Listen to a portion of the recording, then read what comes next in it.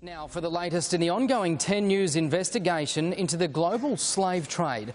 Tonight we take you inside a refuge for trafficking victims in the Philippines and speak to 3 young girls said to have been held as sex slaves. Now a 75-year-old Australian is among 3 men charged and now awaiting trial near Manila.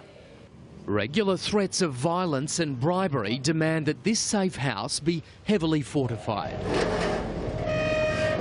Inside, these young girls are united not as prisoners but as survivors, somehow brave enough to share their stories of impossible abuse at the hands of international traffickers.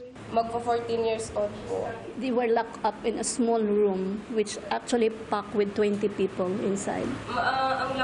I'm 10 years old. My work is a cyber sex model. They asked us to strip, they asked us to take off our clothes. In March, these 3 teenage girls made a daring escape from a life of alleged sex slavery. Police say they were prostituted to foreigners in the notorious sex tourism town of Van Helaze, and that the transactions took place at Coyote Ugly Bar, allegedly linked to 75-year-old Australian man Ken Graham. We're going to dance and we're wearing a panty and bra. If we are there in the hotel, we're going to sex.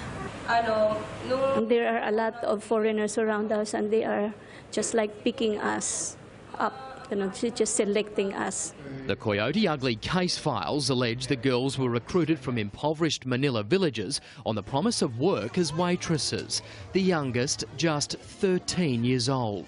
When we did the rescue, actually they found 41 women, but 14 minors. Tragically, their story is not unique. Across the Philippines, it's estimated as many as 100,000 children have been trafficked into prostitution. Screening measures across the Philippines have been drastically improved, but the spread of poverty in villages and provinces across the country makes this fertile ground for traffickers.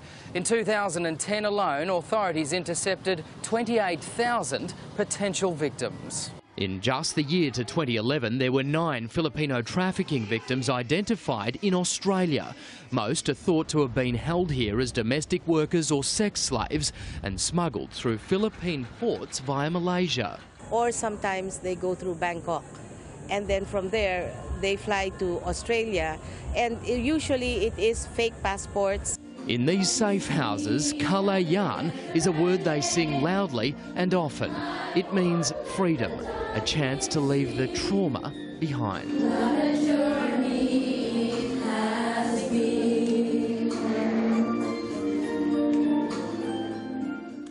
Now, for his part, accused Australian Ken Graham denies any wrongdoing. In an online statement, he says, "I have done nothing, in my opinion, to be issued a warrant stating I had been trafficking humans.